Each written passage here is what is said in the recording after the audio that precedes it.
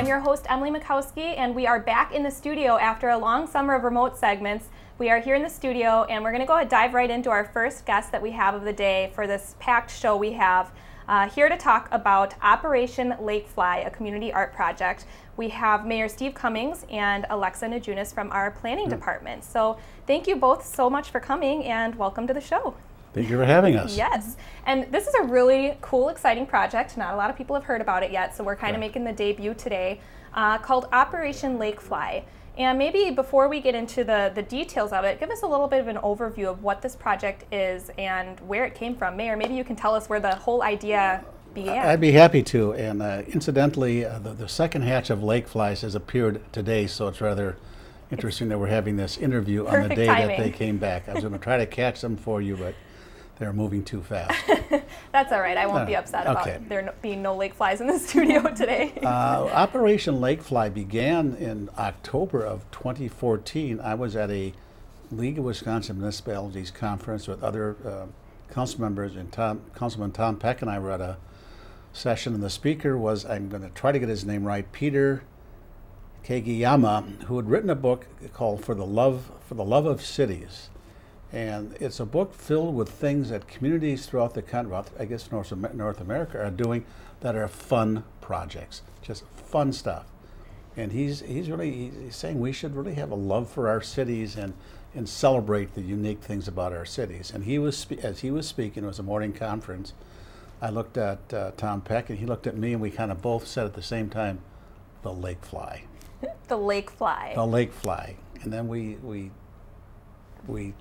paid attention to the speaker, and throughout the day we kept mulling it over, the lake fly. What could we do with this? We just called it Operation Lakefly, and didn't say much to anyone for a few months. We kind of bounced it off people to see did they like the concept of an art project dealing with the lake fly. And most people view the lake fly as an irritant when they arrive for the couple of weeks in May, but working with the university, I'll call him the bug doctor. I can't think the bug doctor. The bug teacher. But the lake fly is critical to the ecosystem of this area. Without the lake fly, we wouldn't have all the sturgeon spearing. We wouldn't have the fishing tournaments. Certainly migration of birds would be different because there wouldn't be that source of food for them in the spring. So it plays a critical role in our economy. And I've been saying to people, as you see the clouds of the lake flies, think of those as little dollar signs out there. So that's how the project began almost 2 years ago at a conference. And of all the things, lake flies, but as you explain the background of it, it makes total sense.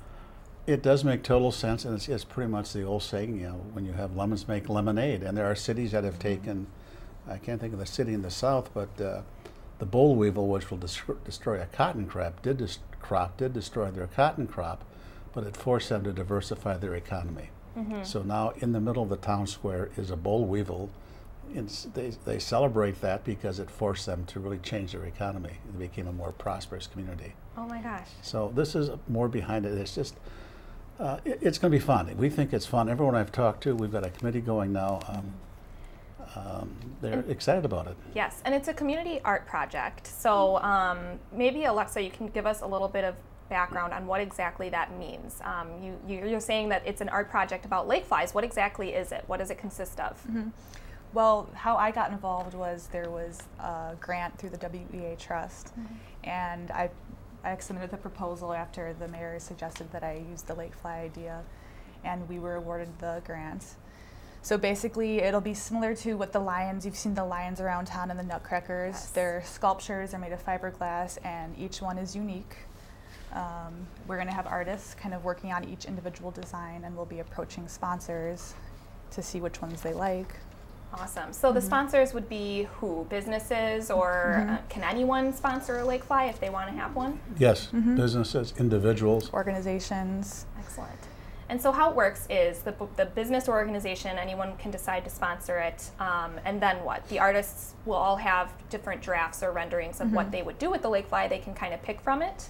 Yeah, so right now we're working on a call to artists, so they're going to submit all their designs, and the sponsors will select from each of those, and then we'll be kind of getting the fabricated fiberglasses, and then... Sure.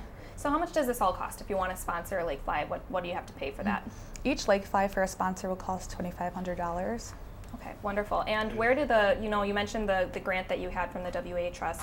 Are there any other places that these funds are going to outside of just the Lake Fly? Mm-hmm. Yeah, for the money that is going into the actual sponsorship is going towards the artist. $1,000 will go towards the artist who designs the Lake Fly. Mm-hmm. The leftover money we are hoping to give to the Oshkosh School District for the students to use for art supplies and different construction materials to continue the arts in our community. Very cool. So all around it's just a great community project. It benefits everybody. We only have a couple minutes left, so we got to get to the timeline too. Mm-hmm. Of course, sponsors can contact you, Alexa, if they're looking to do that. Yeah, you can find my email address on the City Planning Division's website, or you could contact me at 920-236-5126. Okay, so sponsors can contact you. Then what's the next step? When is this all going to be rolling out? I know you guys have created a term for the first hatching of the Lake Flies. Will be, they typically come Mother's Day, like clockwork, so it'll be Mother's Day of 2017. Okay, so that's when we can start seeing we're them hoping popping up. to release 20 to 25 of the Lake Flies with the first hatch.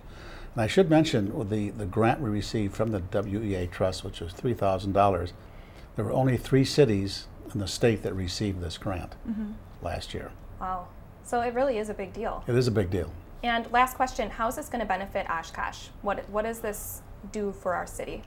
I think it's a fun project. It should attract tourism. There are a lot of communities that have done different things with different animals, and it's a way to attract tourism, which will bring money into the community. I think it's a pride of place too. It'll be fun. It'll bring the community together as you see them along the water, or the riverfront. It's a fun project. I can't say any more. And we have some really fun things planned for the hatchings come Mother's Day as well. Yes. So definitely need to stay tuned for that. And before we head out to break, Alexa, maybe you give us your contact information once more for those people who are interested in sponsoring Lake Fly. Sure. Yeah, you can just give me a call at 920-236-5126. Or you can find your email address on the city's website. Yes. I'm not going to make you spell Najunas for us today. Great, thank you. And can we say how the actual Lake Fly is going to be about almost 4 feet long by about 3 feet wide. Yeah, 49 inches long and 27 inches wide. They're not little tiny things. They're big things. Yes. So hopefully those Lake Flies won't be that size come March or May, whenever they'll continue being small. They'll continue being small.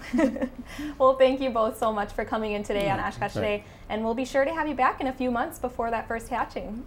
Great, thank you. Thanks.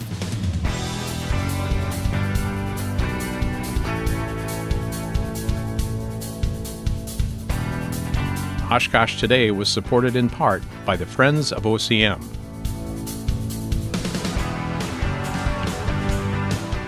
And Aurora Healthcare, 855 Northwest Haven Drive.